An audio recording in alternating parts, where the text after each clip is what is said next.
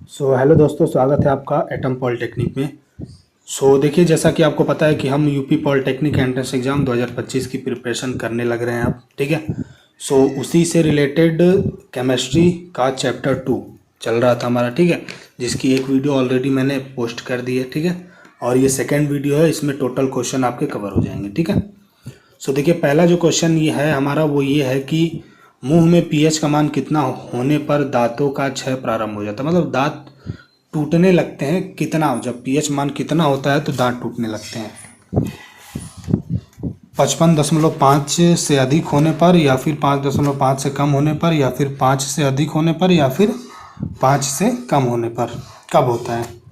मुंह में पीएच का मान कितने होने पर दांतों का क्षय प्रारंभ होता है? तो इसका जो राइट आंसर है वो है 5.5 से कम, ठीक है। याद कर लीजिएगा, जब 5.5 से कम होता है पीएच मान, तब हमारा मुंह का पीएच मान, तब हमारे मुंह में जो दांत है ना वो क्षय होने लगते हैं, यानी टूटने लगते हैं, झड़ने लगते हैं, ठीक है। क्लियर है? चलिए नेक्स्ट। अपच की स्थिति में उदर क्या उत्पन्न करता है और उदर में किसका अनुभव होता है? अपच की स्थिति में उदर क्या उत्पन्न करता है और उदर में क्या अनुभव होता है? अत्यधिक मात्रा में अम्ल उत्पन्न करता है, दर्द का अनुभव होता है, या फिर जलन का अनुभव होता है, या फिर सभी? तो इसका जो राइट आंसर है वो है उपयुक्त सभी, ठीक है। जब अंदर दर्द उत्पन्न होता है ना, तो क्या क्या मतलब फील होता है? तो अम्ल उत्पन्न हो जाता है, खट्टा खट्टा टाइप का लगने लगता है, ठीक है। दर्द भी स्टार्ट हो जाता है, जलन भी स्टार्ट हो जाता है, ये सारी चीज़ें होनी स्टार्ट हो जाती हैं, ठीक है। क्लियर है? कोई डाउट नहीं? चलिए अगला देखते हैं। किसके विलयन की अभिक्रिया से उत्पन्न लवणों को सोडियम क्लोराइड कहते हैं? हाइड्रोक्लोरिक अम्ल, सोडियम हाइड्रोक्साइड, सोडियम ऑक्साइड, या फिर ए व बी दोनों? ए व बी कौन कौन से? हाइड्रोक्लोरिक अम्ल और सोडियम हाइड्रोक्साइड। तो इसका जो राइट आंसर वो है ऑप्शन 4, ठीक है। ए और बी मतलब फर्स्ट और सेकंड दोनों ही है। क्लियर है? क्या फर्स्ट और सेकंड दोनों है? Okay, clear. चलिए नेक्स्ट। नेटल क्या है? नेटल क्या है? नेटल शब्द है वो क्या है, इसका मतलब क्या होता है? तो एक शकीय पादप है जो जंगलों में उपजता है, या फिर नेटल एक डंक वाले बाल होते हैं, या फिर इंक वाले बाल मैथेनिक अम्ल छोड़ जाते हैं, या फिर ये सभी हैं? तो नेटल का मतलब, नेटल में ये सारे गुण पाए जाते हैं, ठीक है। नेटल में ये सभी के सभी गुण पाए जाते हैं, तो इसको भी आप याद कर लें, ठीक है। क्लियर है? चलिए नेक्स्ट। निम्नलिखित में से कौन सूचक की तरह इस्तेमाल नहीं किया जा सकता है? ठीक है, निम्नलिखित में कौन सूचक की तरह इस्तेमाल नहीं किया जा सकता है? मेथिल ऑरेंज, फिनाल्फथेलिन और मूली, ठीक है। इसमें से कौन सा राइट आंसर है? फर्स्ट, सेकंड, या फिर थर्ड? ओके, इसका जो राइट आंसर है वो है थर्ड, मूली, ठीक है। सूचक की तरह इस्तेमाल किया जा सकता है वो मूली। ओके, क्लियर है? चलिए नेक्स्ट। निम्नलिखित में कौन गंधीय सूचक नहीं है? मतलब किसमें गंध नहीं आता है, गंधीय सूचक नहीं है? शकरकंद, प्याज, लौंग का तेल। देखो, प्याज और लौंग का तेल जो है वो तो गंध वाला है, ठीक है। तो इसका जो राइट आंसर है वो है शकरकंद, ठीक है। क्या है? शकरकंद। चलिए नेक्स्ट। निम्नलिखित में से कौन द्विक्षारकीय अम्ल है?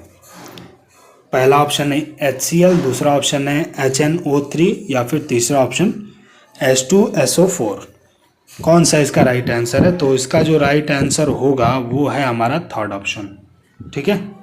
कौन सा? Third option. निम्नलिखित में कौन द्विक्षारकीय अम्ल है? तो H2SO4 ही हमारा द्विक्षारकीय अम्ल होता है, ठीक है। क्लियर है? चलिए नेक्स्ट। पोटास एलम क्या होता है? पोटास एलम क्या होता है? एक साधारण लवण होता है, या फिर एक मिश्रित लवण होता है, या फिर एक द्विक लवण होता है? क्या होता है? पोटास एलम क्या है? तो पोटास एलम आपका है एक द्विक लवण, ठीक है। द्विक लवण ऑप्शन में रहे वहाँ पे क्लिक कर देना। पोटास एलम याद रखिए क्या है, एक द्विक लवण है। क्लियर है? चलिए नेक्स्ट। एसिटिक अम्ल एक दुर्बल अम्ल है क्योंकि इसके जलीय विलयन अम्लीय होते हैं, या ये ज़्यादा आयनित होते हैं, या फिर ये कम आयनित होते हैं। कौन है इसका राइट आंसर? एसिटिक अम्ल एक दुर्बल अम्ल होते हैं क्योंकि इसके जलीय विलयन अम्ल होते हैं, ये ज़्यादा अनियमित होते हैं, या फिर ये कम अनियमित होते हैं। तो इसका जो राइट आंसर है वो है ऑप्शन थर्ड। ठीक है, ये कम आयनित होते हैं, सॉरी आयनित है वो। ठीक है, ये कम आयनित होते हैं। एसिटिक अम्ल एक दुर्बल अम्ल है क्योंकि ये कम आयनित होते हैं। ठीक है, चलिए नेक्स्ट। निम्नलिखित में सबसे प्रबल लवण कौन सा है? पहला ऑप्शन NaCl, दूसरा ऑप्शन CaCl2, या फिर तीसरा LiCl। तो इसका जो राइट आंसर है वो है ऑप्शन ए, NaCl। ठीक है, NaCl एक ऐसा लवण है जो सबसे ज़्यादा प्रबल होता है। ठीक है, चलिए नेक्स्ट। निम्नलिखित में से कौन एक से अधिक अम्लीय लवण बनाएगा? CH3, COOH, या H3PO4, या ZNO। तीन ऑप्शन दिए गए हैं आपको, तीनों में से राइट आपको चूज करना है। ठीक है, सो इसका जो राइट आंसर है वो है सेकेंड ऑप्शन, H3PO4। ठीक है, यही है जो अधिक अम्लीय लवण बनाता है। ठीक है, क्लियर है? चलिए नेक्स्ट। एक विलयन किसी नीले लिटमस को लाल रंग में परिवर्तित कर देता है तो संभवतः विलयन का पीएच मान कितना होगा? 8, 12 या फिर 6। मतलब कितने मान होने पर जो लिटमस को लाल रंग में परिवर्तन कर सकते हैं? तो 6 अगर रहेगा तो उसे लिटमस को लाल रंग में परिवर्तित हम कर सकते हैं। ठीक है, परिणित नहीं है, वो परिवर्तित है। ओके, 6 से ज़्यादा रहेगा तो हम नहीं कर पाएंगे, लेकिन 6 रहेगा या फिर 6 से कम रहेगा तो कर देंगे, कर सकते हैं। ठीक है, क्लियर है? चलिए नेक्स्ट। जल के अम्लीय एवं क्षारकीय विलयन किसके कारण विद्युत के सुचालक होते हैं? H+ के कारण, या फिर OH- के कारण, या फिर H+ एवं OH- दोनों। तो इसका जो राइट आंसर है वो है थर्ड ऑप्शन। ठीक है, H+ और OH- दोनों। क्लियर है? क्या H+ व OH- दोनों ही होते हैं। ठीक है, चलिए नेक्स्ट। निम्न में कौन सी धातु ठंडे जल से अभिक्रिया कर धातु को हाइड्रोक्साइड बनाएगी? निम्नलिखित में कौन से धातु ठंडे जल को अभिक्रिया कर धातु के ऑक्साइड बनाएगी?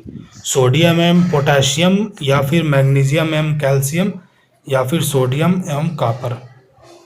तीन ऑप्शन है आपके पास, कौन सा राइट ऑप्शन है? तो इसका जो राइट ऑप्शन है वो है फर्स्ट, सोडियम एवं पोटेशियम।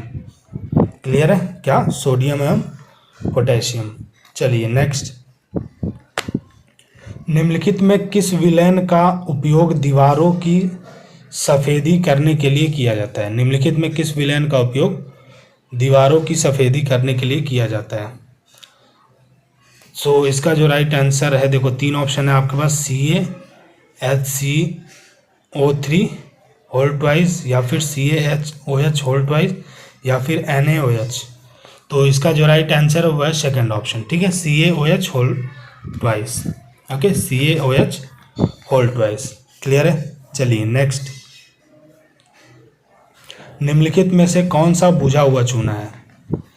सो CaO पहला ऑप्शन है, दूसरा ऑप्शन है CaOH होल ट्वाइस, या फिर तीसरा ऑप्शन Ca।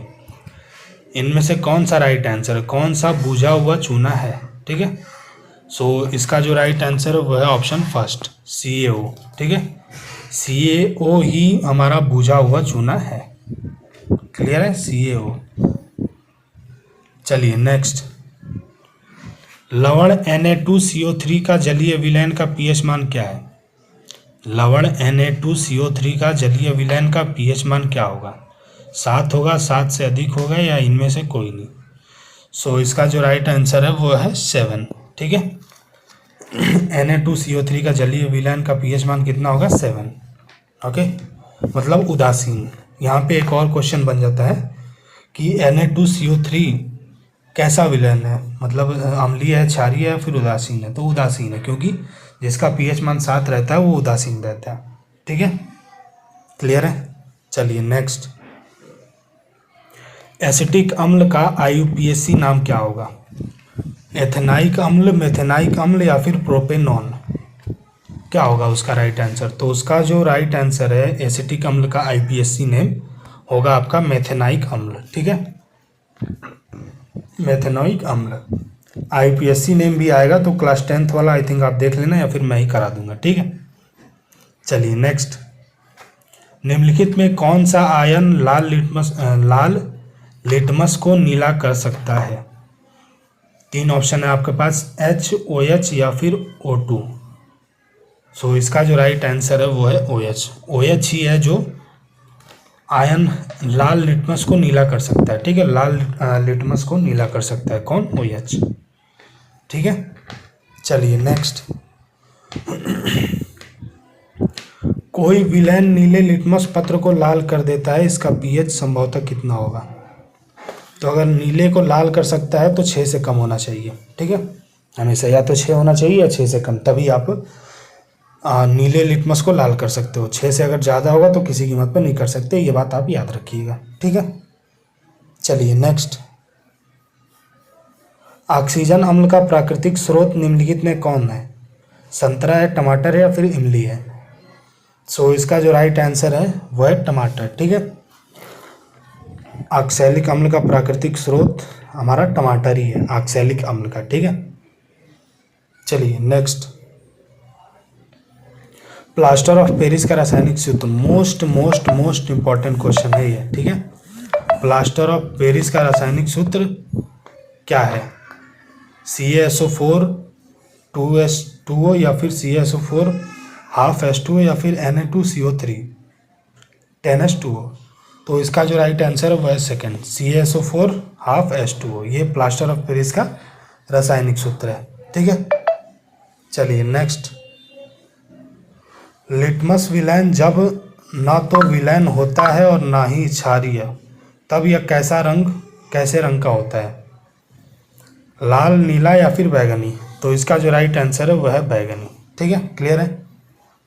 सो ये थे हमारे टॉप, और 25 से 30 क्वेश्चन लगभग कराए हैं मैंने। ठीक है, और 25 से 30 पहले वाले में करा चुका हूँ, तो 50 से 60 क्वेश्चन सिर्फ चैप्टर 2 से और है आपका, और भी बहुत सारे क्वेश्चन मैं लेके आऊँगा, लेकिन उसके लिए आपको मेरा सपोर्ट करना पड़ेगा, क्योंकि देखो मेहनत मैं कर रहा हूँ तो आपको भी सपोर्ट करना पड़ेगा। ठीक है, तभी मैं भी कह सकता हूँ कि मोटिवेशन मिलेगा। ठीक है, टाइम देना पड़ता है। सो उसके लिए ज़्यादा कुछ नहीं चाहिए, बस आप चैनल को सब्सक्राइब कर दें, लाइक कर दें। ठीक है, और अपने दोस्तों के पास भी शेयर कर दें, क्योंकि 10 मिनट का वीडियो दिन भर में 10 मिनट आपको निकालने हैं बस। ठीक है, सो मिलते हैं अगले वीडियो में, तब तक के लिए wish you all the best.